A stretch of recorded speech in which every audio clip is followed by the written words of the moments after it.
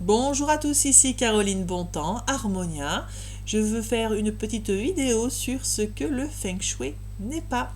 Je suis experte en Feng Shui traditionnel notamment, je suis énergéticienne, j'ai plusieurs outils à mon actif, mais là mon but c'est de vous parler du Feng Shui parce que j'entends trop souvent des phrases de type quand on rentre en fait dans les lieux, est-ce que c'est Feng Shui? Comment te dire que là, comme ça, de suite, je ne sais pas si vraiment ton lieu est feng shui. On ne peut pas se baser sur est-ce qu'il est bien rangé. Enfin, est-ce qu'il est bien rangé? C'est une bonne chose. Est-ce que c'est propre? C'est une bonne chose. Est-ce qu'il est joli? C'est une bonne chose. Mais le côté joli, la décoration, l'ambiance, ça ne veut pas forcément dire que parce que c'est beau, que ça va être positif pour vous. Nous avons tous un profil énergétique différent, de par notre date de naissance et notre heure de naissance. On peut connaître notre profil énergétique avec l'astrologie, la numérologie, le human design, il y a beaucoup d'outils pour ça. Vous savez, vous pouvez savoir un peu plus en détail qui vous êtes avec ces outils-là. Pour la maison, ce sera avec le Feng Shui traditionnel. Chaque maison a un profil énergétique différent, de par sa date de construction, de par la date d'emménagement des personnes, de par son orientation et de par la disposition des pièces à l'intérieur. Vous voyez, il y a quand même 4 points qui font que votre maison a automatiquement son propre profil énergétique. Et l'idée du Feng Shui traditionnel, de cette pratique ancestrale chinoise, c'est de faire en sorte de combiner le profil de la maison avec vos profils à vous, de tous les habitants, pour réussir à avoir un équilibre. Faire en sorte que les énergies qui soient négatives, du coup, on les réduise et que les énergies positives, on les booste. Le Feng Shui, donc, n'est pas que de la décoration, n'est pas que pour harmoniser l'espace, n'est pas que pour faire circuler l'énergie. Loin de moi l'idée de vouloir généraliser, mais j'ai trop souvent vu des architectes d'intérieur, décorateurs d'intérieur, utiliser le Feng Shui dans sa version occidentalisée. Quand on parle de Feng Shui occidental, concrètement, c'est une version du Feng Shui trad qui a été extrêmement simplifiée, qui a été créée dans les années 80-90, clairement, pour faire du profit. Mais du coup, dans cette technique, on utilise une seule grille unique. Vous savez, un carré qui contient 9 carrés à l'intérieur. Peut-être connaissez-vous cette grille. Où ça vous dit qu'au nord, c'est la carrière, qu'au sud, c'est la renommée, au sud-ouest, c'est l'amour, etc. Comment voulez-vous utiliser une seule grille unique alors que je viens de vous expliquer qu'il y a chaque maison a son propre profil énergétique. Comme pour nous, nous avons un profil énergétique différent, nous pouvons avoir des problèmes du coup de santé différents. On ne va pas suivre une personne qui a des problèmes des problèmes cardiaques par exemple, ne va pas suivre les mêmes recommandations qu'une personne qui vient de se fouler la cheville. Dans la maison, c'est exactement pareil. Tout est énergie. Merci Einstein et la physique quantique d'avoir pu le démontrer. L'énergie est partout. Le qi, donc en Chine, en pratique chinoise, c'est ce que l'on dit. Donc le qi il circule. Pour qu'il puisse circuler, en effet, il ne faut pas qu'il y ait de blocage. C'est comme dans le corps. S'il y a un blocage, ça va créer des douleurs et éventuellement des maladies. Dans la maison, si le qi il ne circule pas bien, en effet, vous pouvez avoir des blocages dans un des domaines de votre vie. Parce que le Feng Shui traditionnel agit sur tous les domaines de votre vie.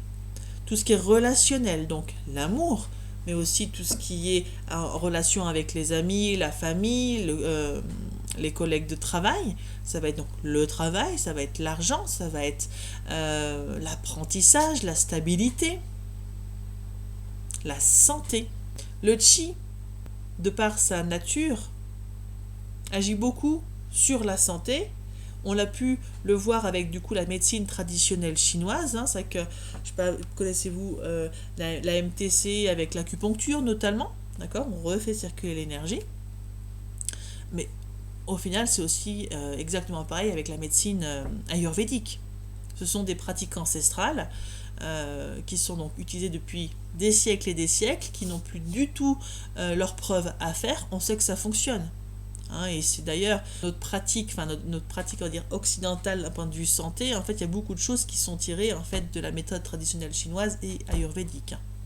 Mais bon, bref, là n'est pas le sujet. Je suis juste là pour remettre un peu les choses dans leur bon contexte et pour vous permettre de vous apporter un autre regard, de vous permettre de conscientiser certaines choses. Après, vous ferez votre chemin avec ce que je vous donne. Évidemment, c'est comme pour tout, n'hésitez pas à faire vos propres expériences. Moi, pour ma part, la version occidentalisée, je l'ai expérimentée. Et cette version est venue à moi il y a plus de 20 ans maintenant. Je l'ai expérimentée dans chacun des lieux où j'ai pu habiter. Alors, clairement, oui, ça m'a apporté de la décoration. Juste ça que ça m'a apporté. J'ai pas vu ma vie changer. Et ça, comment je peux le voir? Comment ma vie a changé d'un lieu à un autre? C'est une question que j'aime bien poser à mes clients. C'est là maintenant, de suite, à l'instant T, là où vous vivez, le lieu actuel dans lequel vous vivez. Je ne sais pas depuis combien de temps vous y vivez, mais prenez votre vie, faites un point. Comment va votre, on va dire, tout ce qui est relationnel, tout ce qui est santé, tout ce qui est travail, tout ce qui est argent. Et regardez votre vie comme vous étiez dans un autre lieu. L'idée, c'est intéressant de voir si, depuis que vous êtes ici, est-ce que l'amour s'est amélioré, s'est détérioré ou stagne. Est-ce que vous avez plus d'opportunités depuis que vous êtes dans ce lieu? Est-ce que par contre vous sentez que vous êtes beaucoup moins stable depuis que vous êtes là? Est-ce que depuis que vous êtes dans ce lieu vous vous blessez davantage? Vous voyez, c'est ce genre d'information qui est intéressant à du coup à relever pour voir comment votre lieu agit sur vous. Parce que oui, votre lieu, partie de ce qu'on appelle la chance de la terre en pratique chinoise, votre lieu agit sur vous. Et bien que d'être dans ce lieu n'est pas anodin parce qu'il va vous apprendre, en fait, il fait partie de votre cheminement, d'accord, de votre évolution. Vous n'êtes pas dans tel lieu par hasard, comme vous ne rencontrez pas telle personne par hasard, comme vous ne faites pas telle formation par hasard, etc., etc. Vous n'êtes pas dans ce lieu de vie-là par hasard.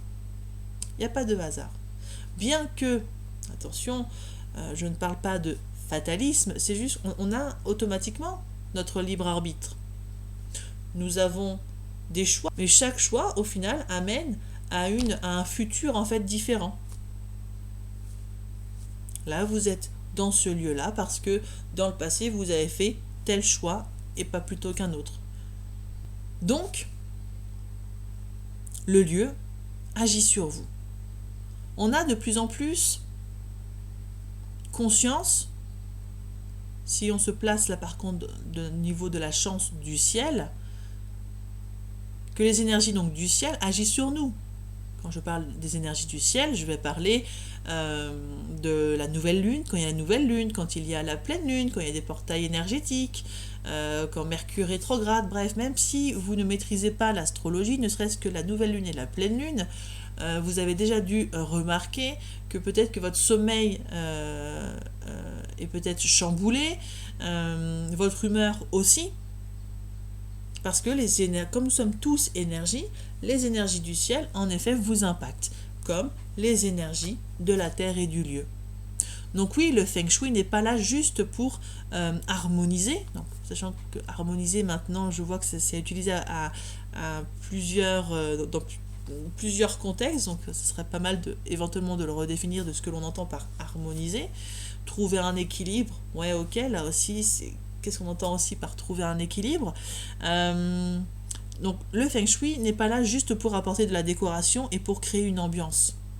Parce que comme je le dis, c'est pas parce que vous êtes dans ce lieu-là qui est super beau, super bien agencé, ça, quand vous arrivez dedans, ouais, vous pouvez peut-être vous sentir bien, mais peut-être que les énergies à l'intérieur, de par la position du coup de la pièce, des éléments, enfin des remèdes feng shui, peut-être que ça va clairement en fait diminuer des bonnes énergies ou au contraire accentuer des mauvaises énergies.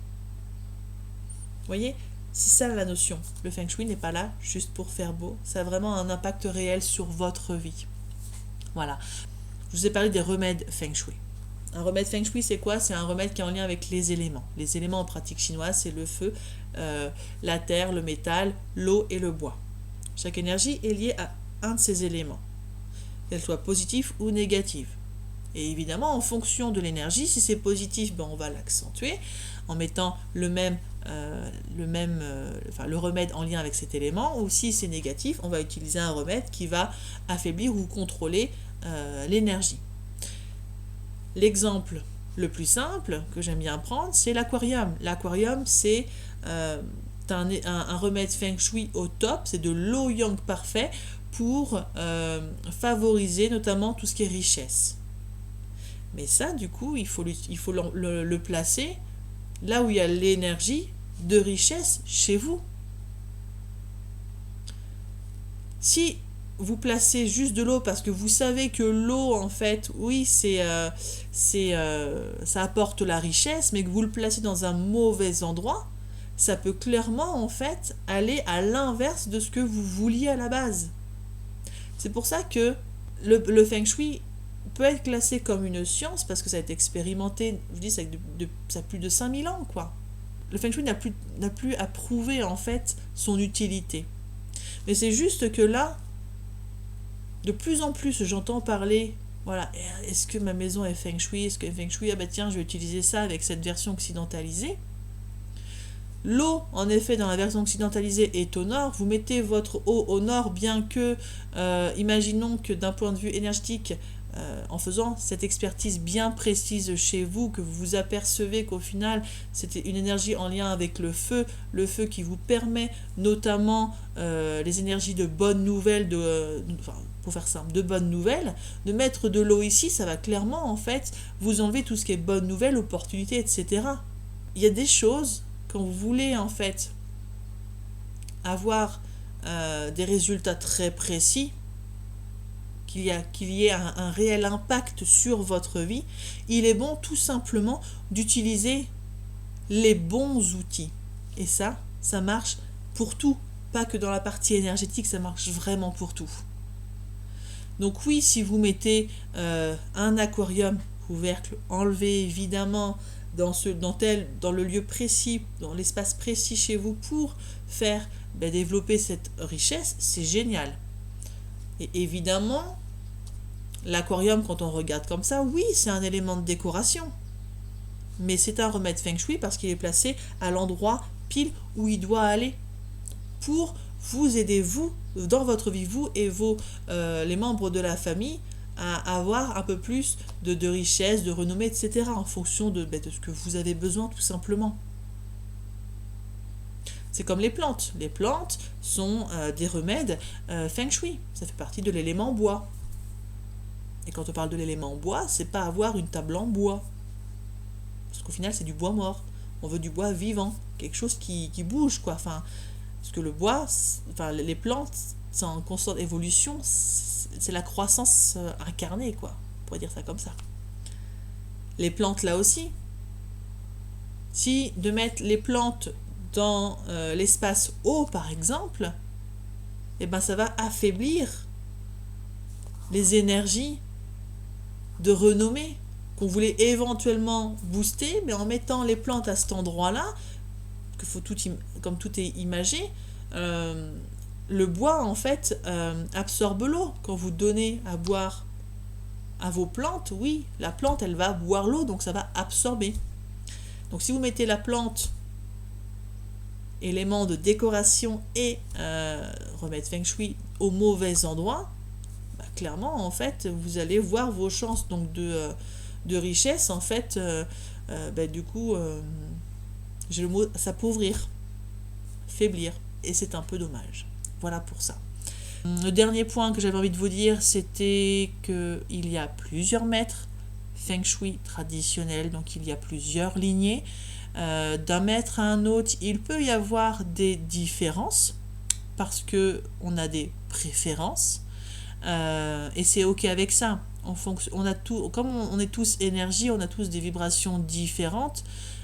Si vous préférez aller vers plus telle lignée qu'une autre, c'est ok. Moi personnellement, j'ai j'ai suivi 2 enseignements, d'accord? Je suis beaucoup plus à l'aise et je suis beaucoup plus en résonance avec mon second enseignement. Mon enseignement qui notamment est appliqué par Maître Badema, Maître Qigong et Maître Feng Shui traditionnel, je ne sais pas si vous la connaissez. J'ai d'ailleurs, elle crée en fait chaque année un calendrier. Un calendrier où là c'est vraiment le calendrier pur chinois en fait, parce qu'on a cette notion de ok, une fois qu'on sait où doit être votre chambre, dans quelle orientation doit être votre lit par rapport à vous, il est bon de le placer à un bon moment pour vous. Voilà, donc c'est être au bon endroit au bon moment en faisant la bonne action. Vous voyez, c'est la devise. Bref, donc n'hésitez pas à revenir vers moi si, si ça vous a plu, si vous avez des suggestions, si vous voulez en savoir plus, je suis ouverte pour faire d'autres vidéos avec éventuellement des supports visuels. Je vous souhaite une belle journée.